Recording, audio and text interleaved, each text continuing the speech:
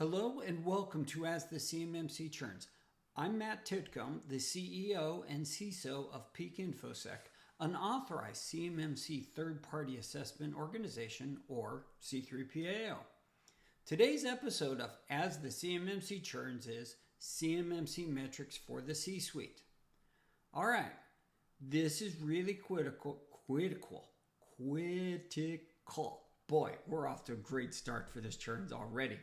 So it's really critical that the C-suite get involved, because ultimately what is going to happen is 800-171 is about implementing a culture change. Now, there is going to be a lot of structural changes as technologies and processes get evolved, but ultimately behind this is this kind of ongoing mechanism between the structure, the culture, and strategy. Culture and strategy are solely executives. Now, tactical strategy about how to implement and go do, that's going to be IT. Now, the core problem of this is not an IT issue. The IT team, the information security team, is not responsible for an organization's culture. That is the executive leadership team. They need to get on board and understand what is going on, the changes that are going on, and also the why it's going on. Now, ultimately, we always recommend organizations follow the ProSci model of organizational change management. This is also known as the ADKAR model. Now, it all starts with awareness. Now, part of this is you do need to make sure your executive team is aware of all the things that are going on. You need to explain everything to them, so they got to have an understanding about that. The good news is the desire side is already solved, because fundamentally, if you're talking to them about all this, they want to get CMMC compliant and they recognize the business need to get CMMC compliant. So that's a good thing. That's kind of a major hurdle a lot of times organizations struggle with. Knowledge is now what they really need to help them to implement the culture changes that are going on. Now, that knowledge is going to come in form of different things, and the charts that we're going to walk through are key enablers about getting this done.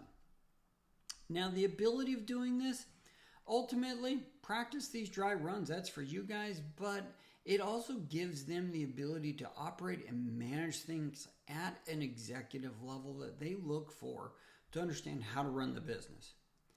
Now, the last one is, this reinforcement part is, hey, guess what? These charts, executives live by charts. And they live by things that are defined, discrete, and facts, and actionable. There we go. So it's important that you cover those things appropriately in doing so, which is why we're giving you these charts, because they help you to understand what is really going to be needed. Now, ultimately, we're going to talk about the SPRS score, because that is your primary driver. That SPRS score chart looks like this. We've obviously got negative 203 at the bottom.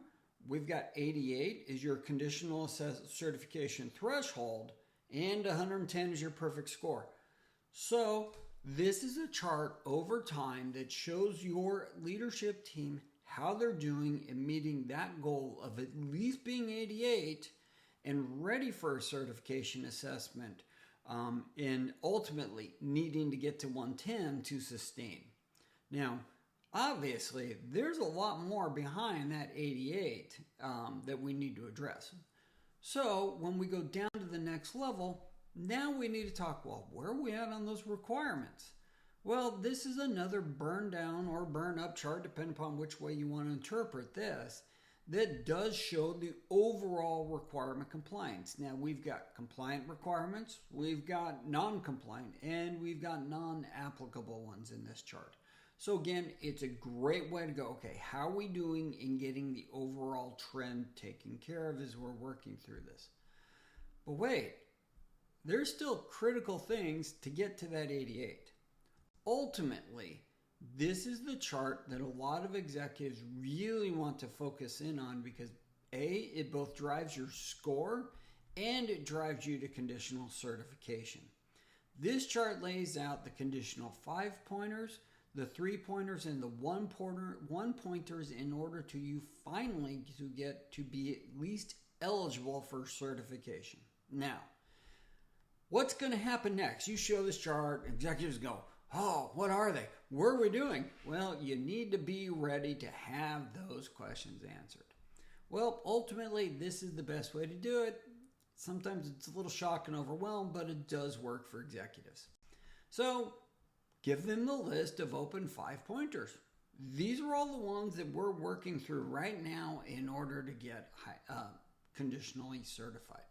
Now you'll notice 353 and 313.11 are also listed there and there in blue because they are subject to kind of that partial credit rule. Good news, if they're partially met, you're eligible for certification. Now ultimately then we look at the 3-pointers, same thing. We're now giving them the list of all 3-pointers and you can slowly show them, and the good news is as they're looking at this list, they become aware of what these mean. You're training, you're educating them, and they have more knowledge about why the things are being done the way they are. Now, those critical 1-pointers, again, this is our list right here. And so what this does is this just kind of lets you walk through everything. You need to let them know, like, hey, these 6 are critical. Technically, it's weird. DoD includes the system security plan officially in 32 CFR Part 170 for this list, when it is actually by definition a 0-pointer. Ultimate thing is you gotta have you've got to be fully met on your SSP in order to be certified. Now, open POAMs, then how are we getting there? Well, leadership wants to see a burn down chart of our POAMs. Great. Here's a chart that gives you a burn down over time to let them know how you're doing. Now, again, in these projects, POAMs, you're doing the objective level. Again, that's kind of up to you guys on the inside. We do these at a project level because we find trying to do things at the requirement level doesn't really work. But that's a larger conversation for another day. So let's sum up on this very short but very critical As the CMMC Churns for you guys. Getting leadership's involvement is going to be critical in order for you to succeed and to get certified by a C3PO like us. We do recommend using the ProSci model. Even with your executive leadership team, they do need to understand all of this too. And the metrics or the charts we actually use with all of our consulting clients when we're helping them to get ready. Now, the metrics are also available on our website on the NIST 800-171 Revisions 2 and CMMC related templates page, and right there's the URL link. So thank you very much for joining us for another episode of As the CMMC Churns, and we'll see you next time.